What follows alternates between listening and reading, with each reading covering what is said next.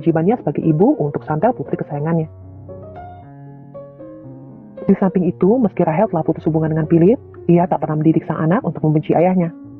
Malahan ia selalu mengingatkan memori kenang-kenangan sang anak bersama dengan ayahnya, agar putrinya tersebut selalu mengingat dan mengenali sosok ayah kandungnya. Singkat cerita, 7 tahun pun telah berlalu. Masih sama seperti dahulu, Rahel tak pernah terlihat menjalin hubungan dengan pria manapun. Ia tetap fokus dengan karir dan juga mengurus anaknya yang kini telah beranjak dan tumbuh remaja. Suatu ketika Rahel mendapatkan panggilan telepon dari Philip, yang ternyata sudah lama mencari keberadaan mereka. Awalnya ia tak mau lagi berhubungan dengan pria yang pernah menggoreskan luka di hatinya itu. Namun karena ia tak mau egois, sebab bagaimanapun Philip adalah ayah dari sang anak, ia pun lantas berbesar hati untuk mau menjalin hubungan pertemanan dengan mantan kekasihnya itu. Pada liburan musim semi, Philip mengajak Rahel beserta Chantal untuk liburan bersama di Paris. Ketiganya pun sangat menikmati liburan mereka. Di sini Rahel yang merasa bahwa sang mantan mulai peduli dengan anaknya, ia pun lantas meminta pada Philip untuk mau mengaku di pengadilan bahwa ia adalah ayah kandung dari Chantal, agar status anak di akte kelahiran tertulis nama ayahnya. Namun meski Rahel telah memohon, tetap saja Philip menolak untuk mengakui Chantal, dengan alasan ia tak mau mempermalukan nama baik keluarganya. Singkat cerita, Philip semakin sering mengunjungi sang anak. Di waktu luangnya, ia selalu mengajak sang anak untuk liburan bersama tanpa ditemani oleh Rahel. Terkadang Rahel merasa kesepian karena sang anak kini lebih sering menghabiskan waktunya bersama dengan sang ayah dibandingkan dengan dirinya yang telah merawat sang anak dari ia masih kecil. Akan tetapi di lain sisi, kedekatan anaknya dengan sang ayah membuat Rahel sangat senang, karena kini sang anak tidak lagi kekurangan kasih sayang dari sosok kedua orang tuanya. Semakin sering Philip bertemu dengan Chantal, sedikit banyak sikapnya mulai mempengaruhi kehidupan sang anak. Sehingga seringkali Chantal terlihat beradu argumen dengan sang ibu, hanya karena ia merasa sang ayah lebih jauh memahaminya. Di sini Rahel yang mulai merasa depresi dengan situasi kehidupannya yang semakin memburuk, karena perlahan sang anak mulai menjauhinya. Ia pun lantas mencari kesibukan lain dengan ikut bergabung dalam komunitas pengoleksi barang antik, di mana di sana Rahel mulai memiliki banyak teman. Dan salah satunya dari anggota komunitas yang bernama Frank mulai menjadi sahabat baiknya. Suatu hari sepulangnya dari liburan dengan sang ayah, secara mengejutkan Chantal mengungkapkan rasa kekesalannya karena ia sudah tak tahan dengan perilaku sang ayah yang kerap kali memarahinya hanya karena masalah sepele.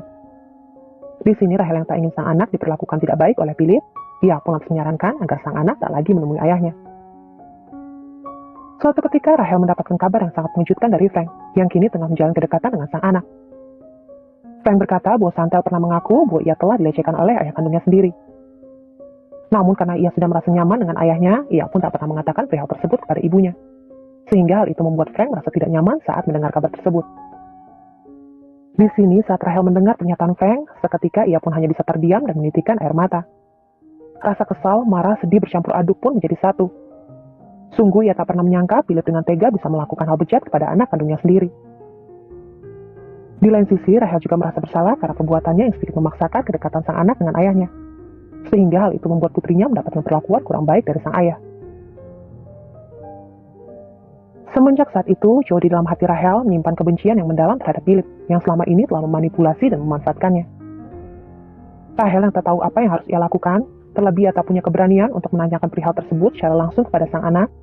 Akhirnya ia pun menanggung semua beban pikiran itu sendiri, sehingga membuatnya jatuh sakit dan dirawat untuk waktu yang lama. Beberapa pekan kemudian, sekeluarnya Rahel dari rumah sakit, ia pun memutuskan untuk pulang balik ke kampung halamannya, untuk menata kehidupan barunya bersama dengan sang anak. Dan sejak saat itu juga, keduanya pun tak lagi berhubungan atau berkomunikasi dengan Philip, pria bejat yang tak bertanggung jawab. Waktu pun berlalu, 10 tahun kemudian Rahel dan Chantal sudah terlihat bahagia dengan kehidupan mereka masing-masing. Chantal dengan keluarga kecilnya, dan Rahel hidup bersama dengan suaminya. Suatu ketika Chantal mengabarkan pada sang ibu tentang kabar ayahnya yang kini tengah sekarat di rumah sakit. Chantal yang masih menganggap kehadiran ayahnya, ia pun lantas meminta sang ibu untuk menjenguk Philip ke rumah sakit. Namun karena rasa dendam Rahel masih menumpuk di dalam hati, ia pun dengan tegas menolak permintaan sang anak, dengan alasan ia sudah tak peduli dengan hal apapun yang berhubungan dengan Philip. Beberapa bulan kemudian Rahel kembali dihubungi oleh Chantal, yang mengabarkan kabar kematian sang ayah pada ibunya. Namun meski Chantal meminta agar sang ibu mau datang ke pemakaman ayahnya, tetap saja Rahel menolak. Sehingga hal tersebut membuat Chantal kesal, lantaran sang ibu seperti acuh tak acuh dengan kematian ayahnya. Hubungan antara ibu dan anak itu pun semakin merenggang saat Chantal memutuskan untuk bercerai dari suaminya. Sehingga Rahel pun menasihati agar sang anak mau kembali mempertimbangkan dalam mengambil keputusan. karena Rahel tahu bahwa suami Santel sangat tulus mencintainya. Akan tetapi, namun meski telah dinasihati oleh sang ibu, Santel seperti tak mengindahkan omongannya. Malahan ia merasa bahwa sang ibu terlalu banyak mengatur kehidupannya. Sehingga sejak saat itu, Santel pun memutuskan untuk putus hubungan dengan wanita yang telah berjuang melahirkan dan membesarkannya dengan penuh kasih sayang. Beberapa tahun kemudian, Santel mulai merasakan kerinduan yang dalam pada ibunya. Ia juga merasa selama sang ibu tak ada di sampingnya, ia seperti kehilangan arah dan tujuan. Sehingga tak ingin menyia-nyiakan kesempatan untuk bisa memperbaiki hubungan dengan sang ibu, ia pun harus menelpon wanita itu dan mengungkapkan rasa kerinduannya. Selang beberapa hari kemudian, keduanya pun bertemu di salah satu kafe.